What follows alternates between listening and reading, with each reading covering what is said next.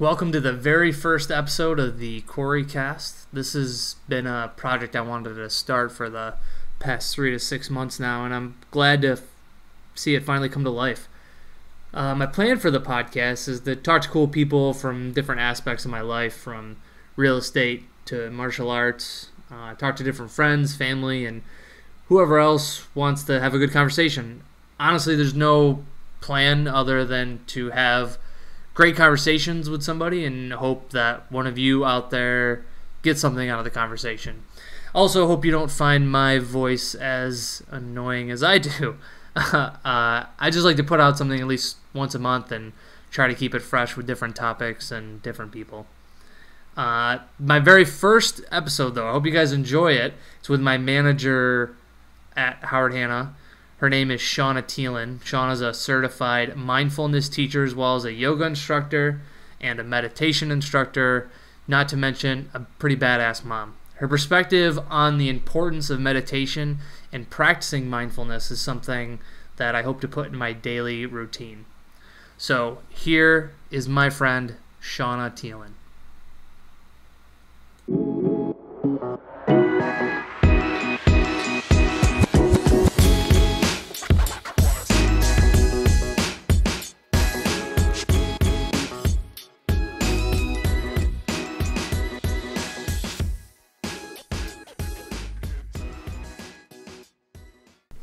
All right, Shauna, thank you for meeting me today. I appreciate it. You have all these cool different aspects in your life, and I feel like I don't know if we have all the time in the world to talk about all those cool things, but so mindfulness is your big one, right? Yes. I started out as a neuroscience specialist with Bristol and Pfizer Pharmaceuticals, and it was the first time that I realized we're not just these bodies and these brains, but that we're connected, and that our nervous system connects us. So how would you like give a definition to it? Because it seems like it's a hard thing to give a definition to. Absolutely. And over centuries, there have been mindfulness practices with different brands or labels. But really what it is that our society now is spending so much time seated that we're using our brains and we're not connected as one. Right. So that just like our grandparents probably thought, why is someone running down the street? They didn't understand that jogging was a thing. Yeah. And then we needed gyms.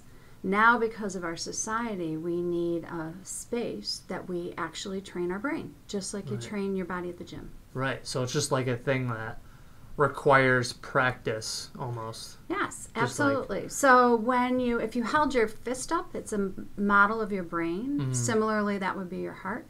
When you do your cardio, you build ancillary blood flow for your heart so that if you have a heart attack, you're in a better shape. Right. When you train your brain, you actually build your prefrontal cortex. So you're able to grow that executive function. Right. And it's why, say, in Great Britain now, they're teaching mindfulness in all the schools. It's like in curriculum for schools? It's mandated in every elementary school in Great Britain. Right. So because there's of like this evidence. There's different aspects, right? There's like there's like a mindfulness meditation, right? And then there's like just practicing it while it happens live, I guess, if you want to call it. So all kinds of people have practiced mindfulness or yoking or uniting your body, your breath, and your brain. So when you think about it, athletes do it. Mm-hmm. They call it being in the zone? Yeah. Yeah. And musicians do it. They call it being in the pocket. Oh, right? In the pocket. So wherever you are in that sweet space where you're not distracted, mm-hmm. where you're all like firing on all cylinders, right? That is being mindful. Right. And it's unfortunate that our today's society has us so distracted that we actually have to practice this. So it's like being like present in the moment. Is that how you would explain it? Exactly. Some people call it be right here, right now. Right. It's as easy as It's that. interesting because I guess I never thought of that because when you do like jiu-jitsu or Muay Thai, like you have to be like when you're grappling with somebody, you have to be like present in that moment. And the second you start thinking about bills or anything like that, that's when you get 100%. That's when you get caught in a submission or something. Right. So it's interesting. There's is there like a practice that you would give somebody, like somebody who's not used to doing something like that? Is there a go-to routine you have them do? Yeah, so I love your analogy. And think about, we all came from a space where some of us were looking for the buffalo. Right. Right? So you had to be present because either he was charging you or you were charging him. Or if you didn't catch it, you're not eating that night. Exactly. Right. And so now in today's world, we haven't had to be in the same space all the time. Yeah. So it is really important for our health and our well-being, and that's where the creativity comes. So that's why musicians love it. Navy SEALs have been trained in it forever. Really? Because they needed to understand that your brain, if you start being afraid, your blood sugar goes up, your heart rate goes up, your cortisol goes up. Right. And your body doesn't know the difference between a text and a tweet and a tiger. Oh. So if you get distracted, you're like, oh my gosh, am I safe? Right. All that happens in your body. And it's the same reaction? It is. Oh, that's cool. Absolutely. And while we're kind of talking about devices and being distracted, the other cool thing is why kids get so addicted to tablets and Instagram and things. Oh, yeah. You get dopamine. Right. So you know how a musician say, hey, that's dope? Yeah. That actually comes from that neurotransmitter. Oh, so the dopamine is the good feeling transmitter. Right. Yeah. Yeah, I'm guilty of that. You put something on Instagram, you're like, ooh, I got this many likes. It's like, get my hit. Yeah, it's a weird thing, right? Get my hit hit is exactly what it is. It's kind of interesting. Yeah. Is there other forms of mindfulness where it's just not, where you talk about like being in the present moment, but it's also like controlling your emotions in a weird situation, like if something gets you upset, like being mindful to not like explode on somebody, I guess you could say. So I don't know if your grandmother said, but my mom and grandmother said to me, take a deep breath. Yeah, count to 10. Yeah. Right? And we're sitting in front of a computer. Don't hit send till you take a deep breath and count to 10. Oh, interesting. So there's a lot of ways that you can anchor yourself. So you could do it with your breath by stopping and taking your breath. And there's a technique called the stop technique where you stop, you take a breath, and you observe where your tension is. Right. So some people, I hold my tension in my jaw. Some people tense their stomach or their neck. So when then you become mindful and you go, gosh, I'm triggered. Right. I'm stressed. Right. Even though all that was a tweet, it wasn't a tiger. Yeah. And it's interesting you said too, like before, was that it's like anything you kind of have to practice. Yes. It's not like something you can just do once and Right. not have to worry about ever again. Right. Yeah, and it's similar. I just draw the analogy all the time that we didn't used to have to go to the gym because as humans, we're out there running, killing buffalo, 100%. bunch of animals. Yeah, and now we sit here sedentary.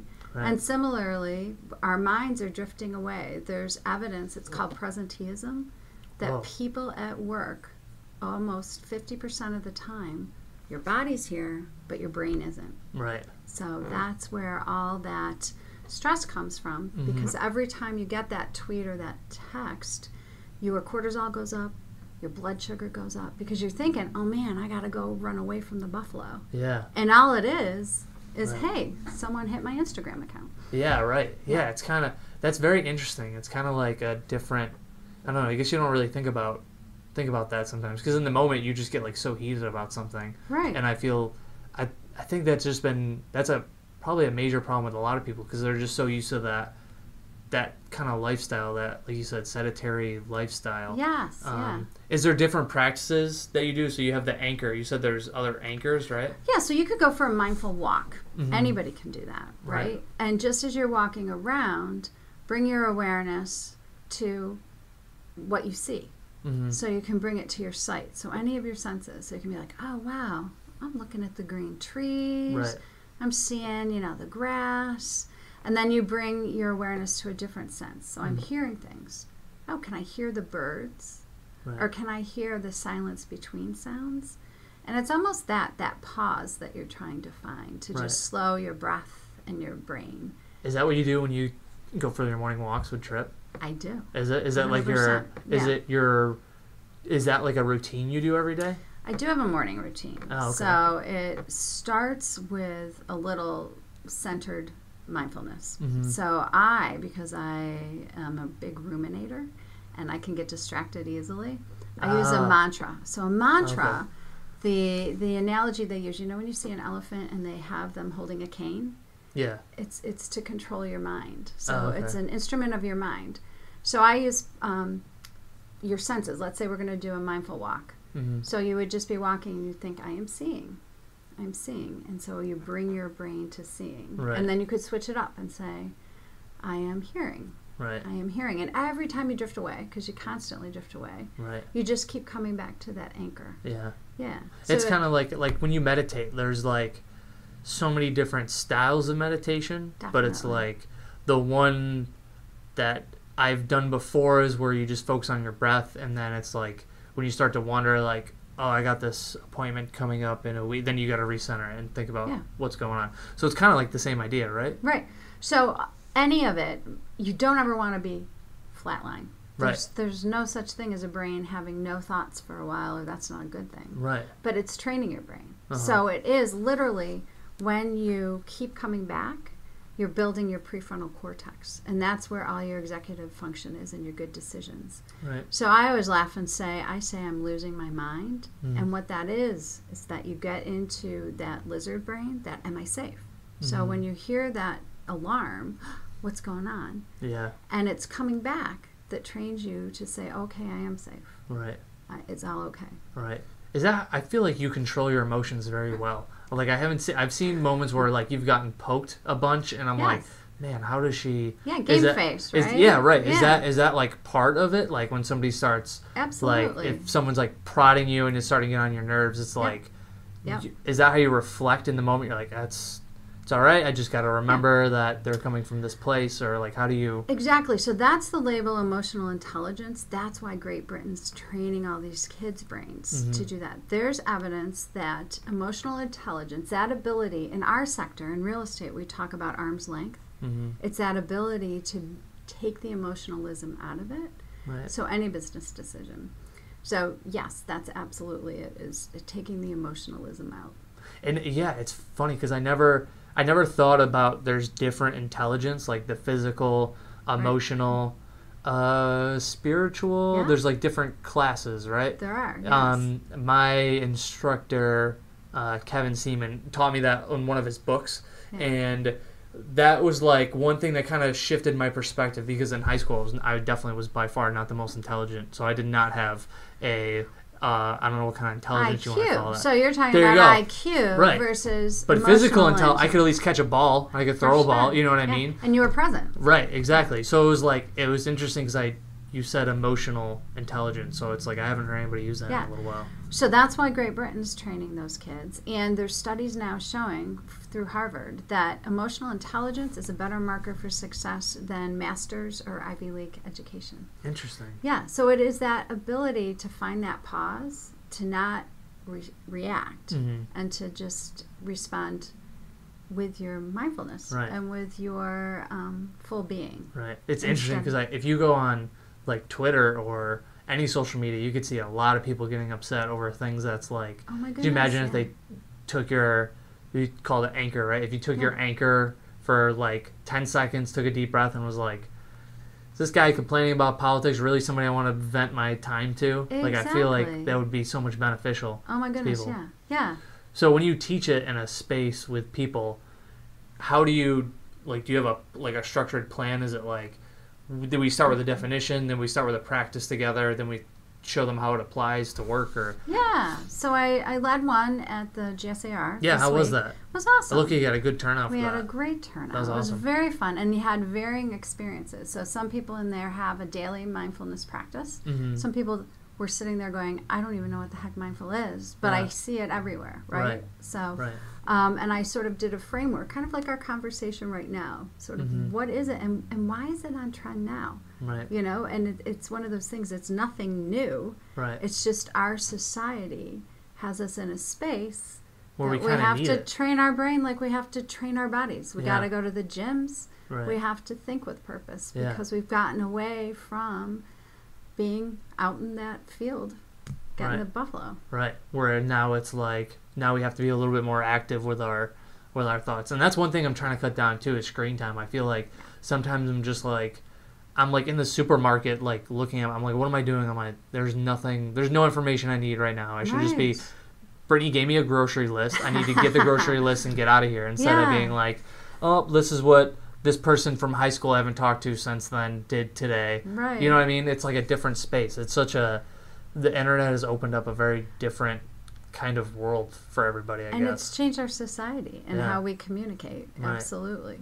So you're also a yoga instructor. So what, like, do you tie that into your yoga teaching?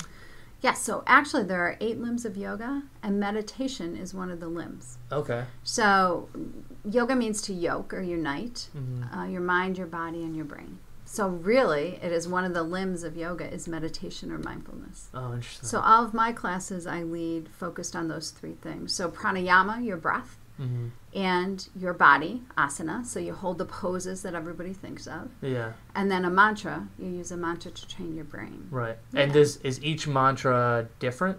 Like, would your mantra be different than mine, or is there like a base that somebody that wanted to get into it? Is there like a base level mantra, I guess? Right. So there's certain brands with anything. And TM, Transcendental Meditation, everyone gets their own private mantra. Yeah, we talked about that before. And it's kind of something they usually, people hold on to. They don't like to share that with other people. It's actually part of the whole program. It's part of the whole thing. Yeah. Okay, gotcha. I was trained with Sarah McLean. She was the education director for Deepak Chopra. And I decided to train with her because of her universal outlook. Because I don't believe there's one mantra. I don't believe there's one way to be mindful. I think if you're an athlete, that's a beautiful thing. If you're a musician, that gets you in that sweet space. Right. It's whatever gets you in that place where you're right here, right now. Right. Not distracted. I think that's what most people need. Because I don't think too many people have hobbies, right? It's just like, it seems like the majority of, I mean, I'm speaking in very generalities, but people just, they go do their job, they come home, sit on the TV, and then it's like they're not doing anything to fill their cup. Right. It's like one of my sayings is like filling your cup while also filling others. So it's like, I love that. they're not doing anything to fill their cup. So it's like whether you draw or you do a martial art or I don't know, any hobby where it's like you kind of focus on yourself for a bit. Yeah. Because when you draw, like you're focusing on what's going on in the moment. You're not like... Exactly. You can't be spacing out and not present. Yeah, exactly. Yeah. So with yoga, is there like a particular kind of yoga that you like? Is there like... Do you like hot yoga? Do you like this yoga? Even though you teach something, it might not be your favorite style. Right. I appreciate all. So what brought me to yoga was hot yoga because my physical therapist, I rode crew in college and had a knee injury. And he's like, you're going to get your range of motion back faster if you go to hot yoga. Yeah. So it was the asana, the body part, that brought me there. But then being type A and stressed out, I realized I loved the mindfulness part, the meditation. Because it's all wrapped up together. It's like mindfulness and yoga are kind of like... You can't really separate them. Right. Right. And how long have you been doing yoga for? So I've been a certified yoga instructor with my 200 hours, I think 11 years. Whoa. Then I have my 200 hours in meditation from the McLean Institute. Right. And then I have a designation in mindfulness at work. Oh, so what? So it was a knee injury that got you into yoga? Yeah. So my physical therapist said, hey, try yoga. You'll get your range of motion back faster. And I did love the positions and the asana, the poses. But what I really found is that it quieted my mind and I wasn't as stressed out. And I felt that sweet spot is what I think of it as. Right. And I feel like people have tried yoga, they would understand that it is way more difficult than it looks, right? Oh my so gosh. It's like there's some moments where I'm 24 years old and I'm in a class with like 50, 60-year-old women and they're able to hold a pose just fine and I'm like shaking and sweating, and that's not even hot yoga. Yeah. Jocelyn was like our yoga instructor was like being very nice to me, and then I'm still like, I'm okay. Do you have like a workout for that? Like, do you do something to kind of strengthen your body, or is that just doing more yoga? It's a practice. It's just doing more yoga and holding poses. Yeah. Do you look for new poses, or like when you're trying to think of a class? Like, how do you usually structure it? So there's something called your chakras, sort of like meridians in yoga. So I like to lead based on some of your chakras. So your first chakra is your red chakra, your base, and it connects you to earth and ancestors. Is it called the root chakra? It is. I think I've heard that one before. Yeah. And then another one that we need in the U.S. is the next one up your spine, and that's the color orange, and it is your creativity. And they're saying that because we sit at desks so much and in cars so much, that we're blocking that chakra. So Oh, that's why interesting. creativity is kind of waning, Mm-hmm. because we don't have that ability to be open. Right. Yeah. That's interesting. So then the third aspect, and now there might be more aspects to it. I just know the mindfulness, real estate, and yoga. And real estate, how do you tie the mindfulness and yoga practice part of more like your morning routine, right? Do you have like a Yes. flow you do in the morning? I do. Yeah. Oh, okay. Yeah. How do you tie mindfulness and real estate together? Because it seems like they go pretty much hand in hand. Yeah. So when anyone is buying a house, it's emotional for them. Yeah. It's the happy thing, the job promotion, the new baby. Yeah, right, exactly. Or it could be the flip side of the coin too. Exactly. It could be a sad thing. Yeah. Yeah. So there's always that emotionalism. And there's a phrase in real estate, that arm's length transaction. Mm-hmm. And that's our job there. Mhm. Our job is to have them make the best decision, Right. to have them use that executive function. So the more we're able to get someone in that space, they're Mhm. able to make a good decision. Right. So some people, I actually will say to someone, let's use the stop technique if it's a multiple offer. We're going to stop. Stop we're going and breathe. take a deep breath, observe how you're feeling, Right. where are you holding your tension, Mhm. and then let's proceed. Mhm. And instead of this frenzied, oh my gosh, well, we have to remove the contingency, or, Yeah, right. they're making a calm, mindful decision. So I use it every day. As you Right. said, when I manage or run a meeting, Mhm. and I see some conflict or something going, I intentionally Mhm. take a breath Yeah. and take that pause and try not to just react, but Mhm. to respond in a respectful way. Like a moment of like clarity, or a moment of like where you can kind of think about it for a second. Yeah, so just like you and what you do, you can train a certain probably hit. Yeah.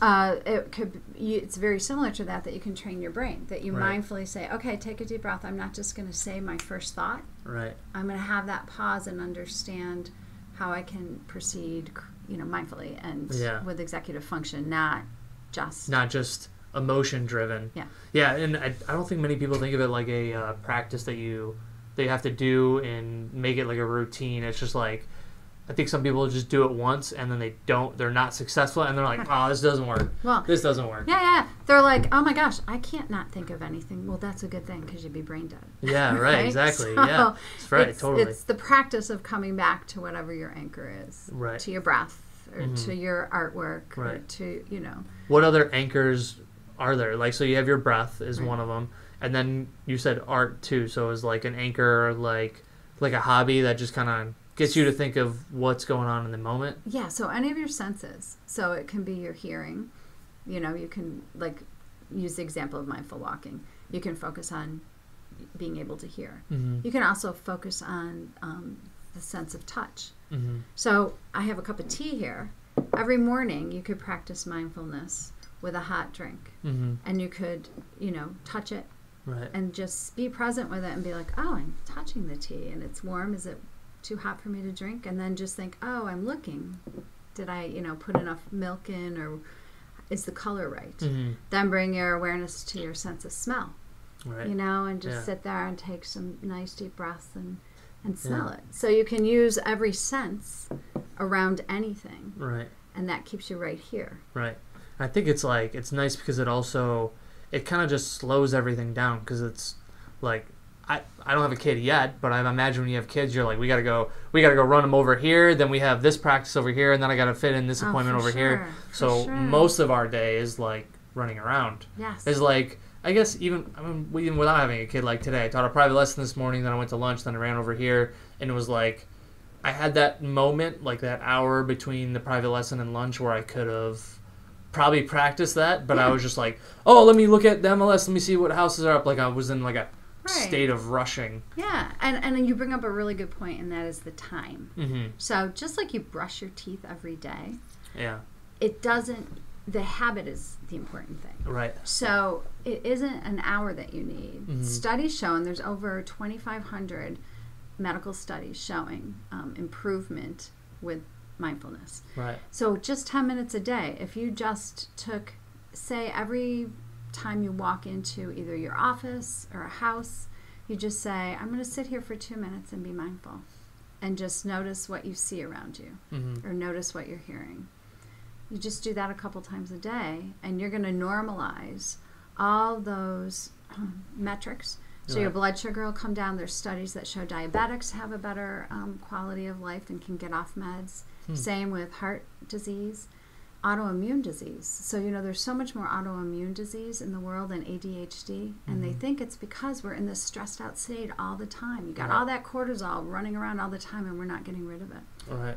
There's no dump for it. Exactly. And I think that's like what a lot of people hold on. I feel like these people have like aggression you can or something. See it, like, right? yeah, You like they're see tense. it. You know what I mean? Like even when I worked in retail, you would see someone like a customer would come up to you who's like wicked tense, and you're like, man, you need to release the load, go fishing, do something to kind of like to kind of get that out for a second. So not to geek out the neuroscience specialist that I am, but there's something called a mirror neuron. So that is absolutely the case. They've done studies. And you know how laughter is contagious? Yeah. Right? Right. So is stress. I mean, you can feel tension in a room like you could cut it, right? Yeah, it's weird. You just feel it. Yeah. And that's there's evidence now in primates that we're not just these we don't have these shields up. So you can catch somebody's energy, like that person coming into the store. Right. You see them coming and you're like, oh man, this person's red hot. Right. You get into that fight or flight. Right. So your cortisol goes up because you're like, wow, do I have to protect myself?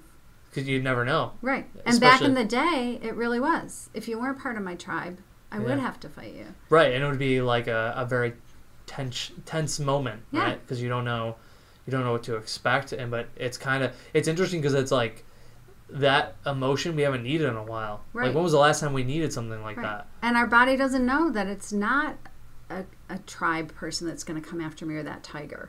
Right. Right. They don't that's know just Jerry in accounting. He's not going to attack me. Right. But his energy gets you like right. But that second he walks in, you're like, oh god, your palms start sweating. He's he's in a bad mood or something like that. Yeah. It's interesting. So it's like that could also apply to real estate because it's like like you said, you're keeping the arm's length. You're trying to control the emotion, take the emotion out of everything, and make it kind of a win-win situation for everybody. And it is literally that executive function. It is that part of your brain where you make good decisions. Right. It's not that lizard brain that protects you. What if you're a human with a lizard brain? I feel like I have the lizard brain, and I need to work that muscle out more. You do.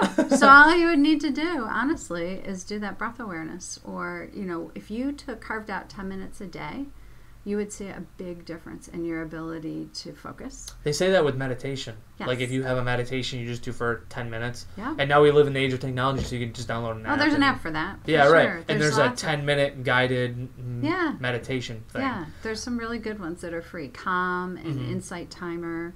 I would love to do an experiment and like do a 10-minute meditation for like a month straight and see like how that changes the way you perceive things. Do you do that every day? I do. I use a day planner that talks about that. And so it has exercise, meditation, and focus. And every day I do a grateful journal. Yeah. And I check off those things so I get my dopamine hit. Yeah, yes, right. I did what I said I would. Yeah. To-do lists are nice because it's like the second you check that off, you're like, oh man, that is dopamine. Yeah, or if you have a busy day and it's like it's full top to bottom, and and by the end of the day you just feel like you accomplished something. Like you're giving nice yourself that hit. Yeah, exactly. Yeah, right. That's that happy hormone. Yeah, exactly. Yeah. So you said you have like a workout routine. Is there something that you do? Is it like arms day for Shauna at the gym, or is it legs day? I alternate between the gym and walking the dog, and I have a video that I do at home. So. Oh, you do a video? Okay. Yeah. Is it like Insanity or like one of those workouts? It is one of those. It's the 20-day fix. Oh, the 20-day. See, I did Insanity with one of my friends for like, I think it's a month-long thing. I don't know. It's been so long. But there's like a new thing every day. Yeah.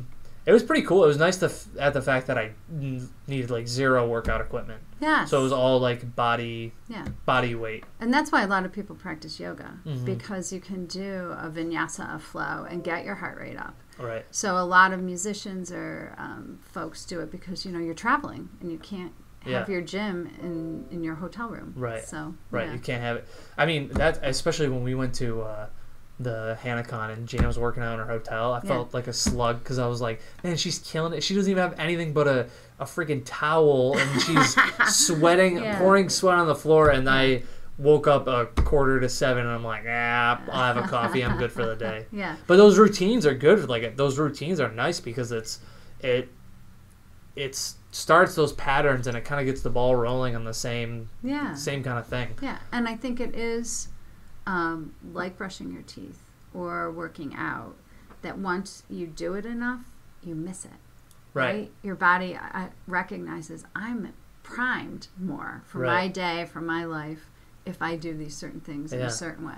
Yeah, and that's one thing that I suck at is I don't have a routine. I feel like I just wake up and I'm like, I think the only routine that I have is I get a cup of coffee that's like the only thing that my routine sucks, Shauna. I'm gonna be honest with you. So I feel like when I go to the gym, like if I go in the morning, I feel astonishing after the rest of the day. Like I'm getting everything done on my checklist. I'm able to call these clients that I've been meaning to call. I don't know what it is, but it just puts me in a different like headspace. I guess. Yeah. So that is, we are creatures of habit, and we came up from when we didn't have electricity. Yeah. So there's circadian rhythms. There's certain things that the sunlight and the morning and night do to us. Our artificial stimulus has changed things. But it used to be that we all slept at night because there wasn't anything else to do. Right. So, you couldn't see anything. You couldn't hunt buffalo or anything. Right. So you had that rest and digest space. Mm-hmm. So you were able to reboot yourself. Right. And now people are staying up so late at night. They're, on the screen time in the middle of the night. That's a huge thing for kids. Do you keep track of your screen time? Have you ever opened that up? Yeah. I'm afraid to. I don't want to. It tells me. I'm liking it because it's telling me I'm doing better. Oh, okay. So it's amazing. I would be afraid to see my numbers if I opened up my phone. I don't know if you could do it with the Google Pixel. I'm sure you can. Yeah. But I would be very afraid to check that. Yeah. But that's one of the things, like going in this year, I want to part ways more and be more mindful of what's going on in the moment. There's a cool app that actually has made an application to the FDA for your physician to be able to write you a script, and that's Headspace. I've heard Headspace before. Yeah, so they're out of Great Britain, and there's a lot of evidence there. Clearly, they're ahead of us because they do have mindfulness going into all the schools there. But it will be interesting to watch if Headspace gets that FDA approval. Mm-hmm. That's, for us Westerners, that's documentation. Man, if my doctor can write me the script and I can write it off, we know that it's effective. Yeah. Now, that would make some people laugh because across centuries, people have practiced mindfulness in different ways. Mm-hmm. So there's so many different ways to practice it. Yeah. And I think it's always just like, even when I Googled the word mindfulness before I met you today, even that definition's like kind of vague in what it means. So I guess it's kind of a loose meaning word. It just means to be in the present moment, basically. So sort of the thought leader of mindfulness is Jon Kabat-Zinn, and he defines it as being in the current moment. Jon Kabat? Zen, Z-E-N. And it's holding your mind with purpose in the current moment without judgment. Mm-hmm. And I think that's the hard thing for us. And without judgment. Yeah. That's the tough that part. Arm's length. That's that pause that you don't think, I better throw the punch because you're, you are from another tribe. Yeah. It's taking that calm approach and taking that deep breath and thinking you're not a threat. Mm-hmm. I'm safe. Right. I can use my executive function, not that fight or flight. Right. Yeah. Wow, that's pretty cool. So, and you've made it work also in the real estate for you as a real estate agent. And you were an agent for how long? 16 years. 16 years. In the sector. Still counting too, because you're still making deals happen, even though you're a manager. Yeah. So, I think it's good to stay fresh. How do you balance being a manager, a mom, yoga instructor, and also do a transaction? It's got to be a perfect juggling act, really. It is, and I think we all in today's world do that. So that's why I think I lean into meditating. There's a saying that if you don't have time to meditate for 10 minutes a day, you should for 20, because you really need to settle your nervous system. Mm-hmm. So I think I've practiced and done my daily routine and then not, that I know enough that I really want to be that person. Yeah. And I want to be present. Like right now with you, I see people walking by, but I really feel because I practice mindfulness, I can come back and be present with you more because I've trained my brain. Yeah. And that's what I like about these because it's like, it's a time for me to, like, when do you sit down and have a conversation with somebody for an hour? In today's world, right? Yeah, it doesn't happen. It's usually a text message within Yeah. 5 minutes. Or if you go to, like, I went to breakfast with my friend Mike over the past weekend, and that was great because it was like we had a great conversation where we were both, I guess you could say, being mindful. I mean, we were both just talking and catching up with each other. But it's nice because it's in this space.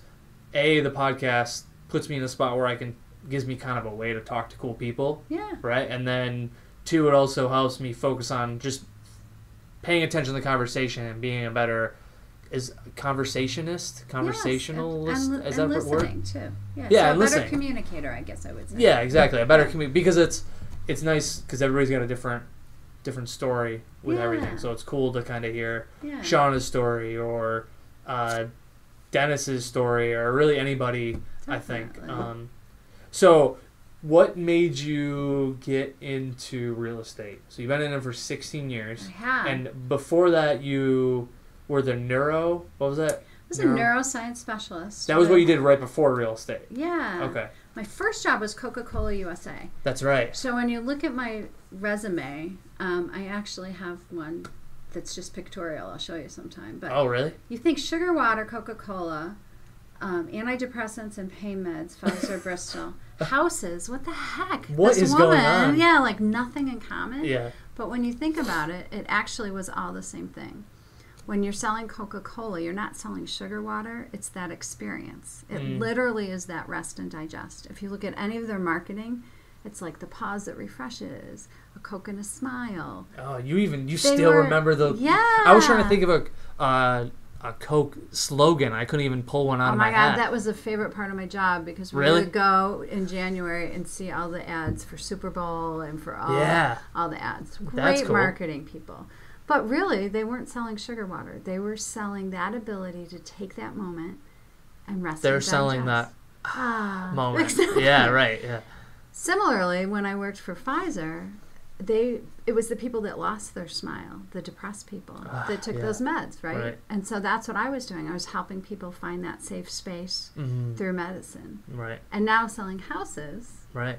That's really someone's safe space. That's their home. So, you know. If you put those three things on a list and told me to make a connection, I would have been like, "There's nothing. That makes no sense." Yeah. And I would love to say that you drink a Coke in a house. What do you? I don't know. What do you want me to say? I guess. And take some.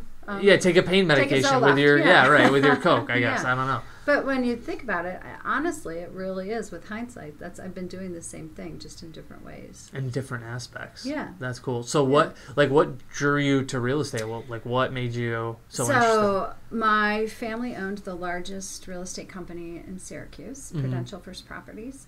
And because I had sales and marketing experience, it kind of just seemed like a good fit. My parents asked me to come in and be the marketing director. Mm-hmm. But they always required us to learn outside or practice before we were managing.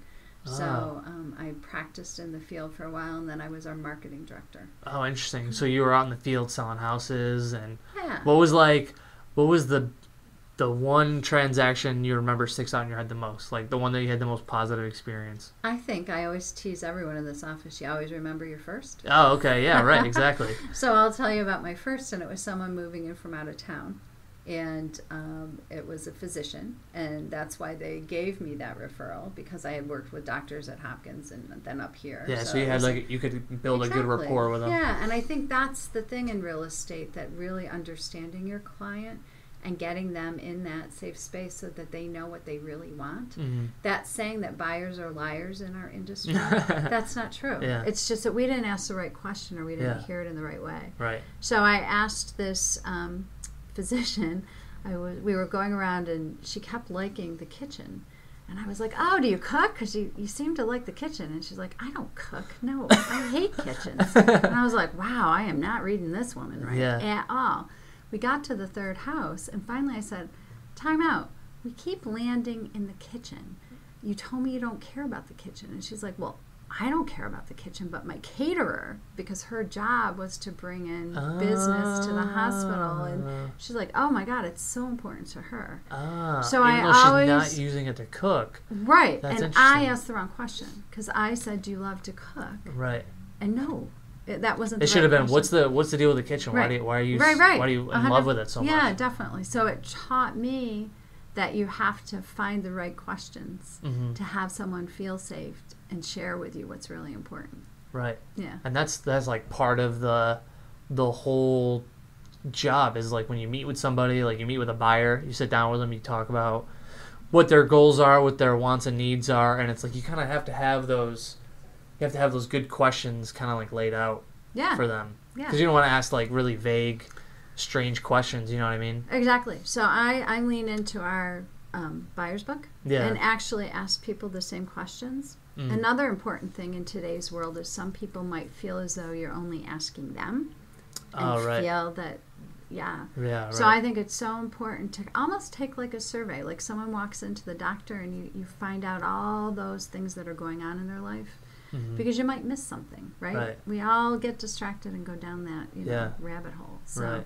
I think having those consistent questions and open-ended questions helps you understand the person and not make the mistake I made.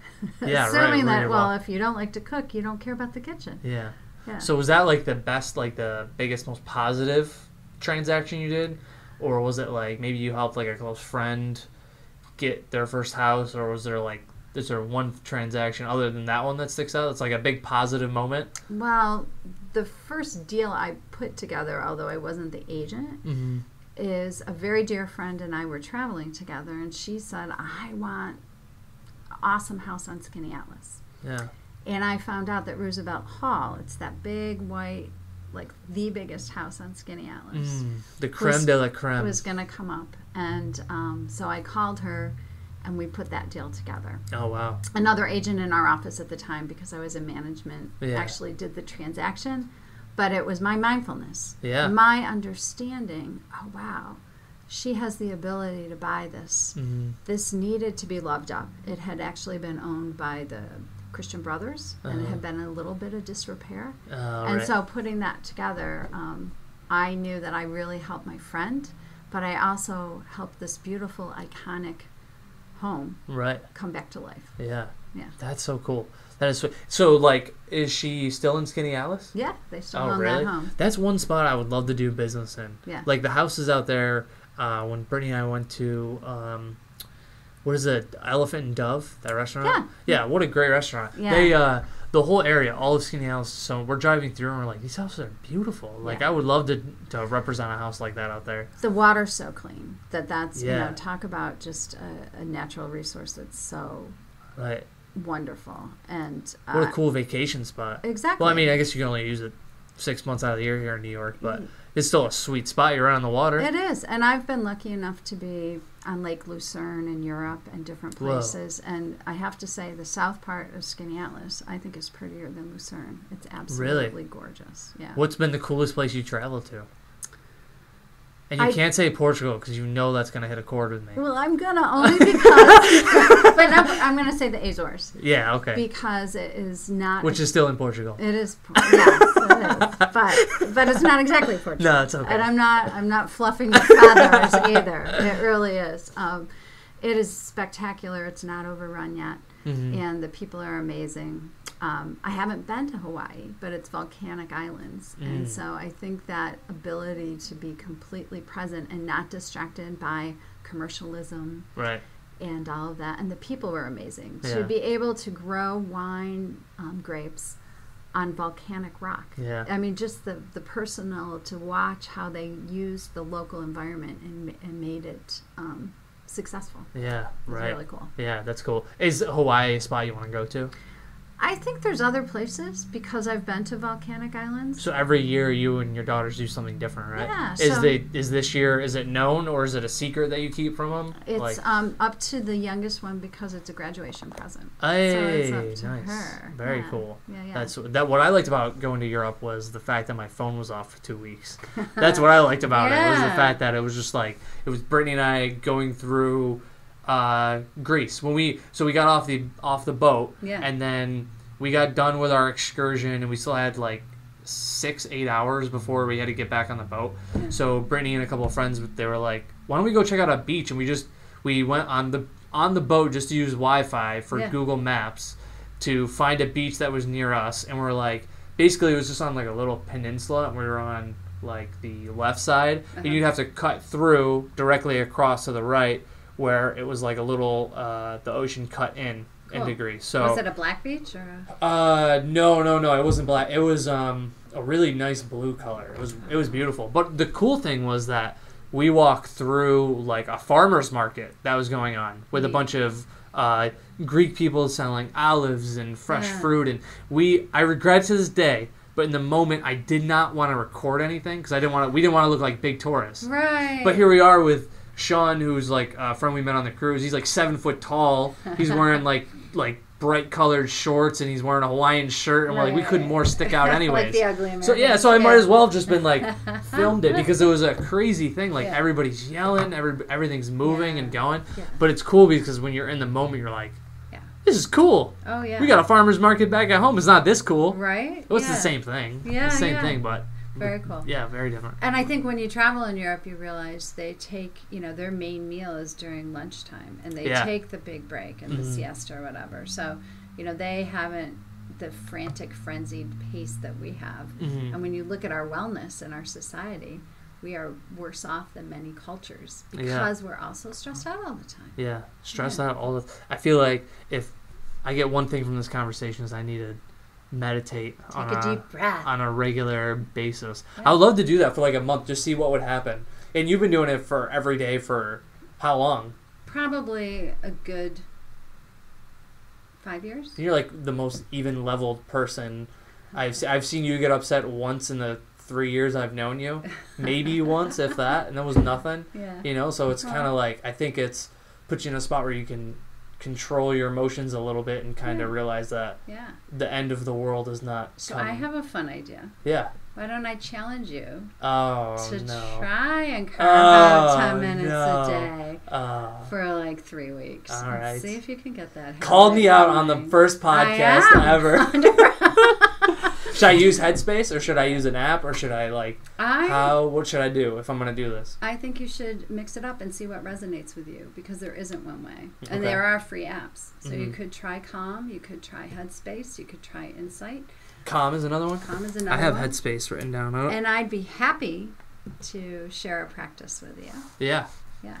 All right, cool. I'm in. I'm in. I want to try it we'll do it for a month, and we'll see. Excellent. We'll see what happens. Then do I get to come back and hear about it? Yeah, sure. And then we can talk about it and decompress about what happened. Cool. All right, cool.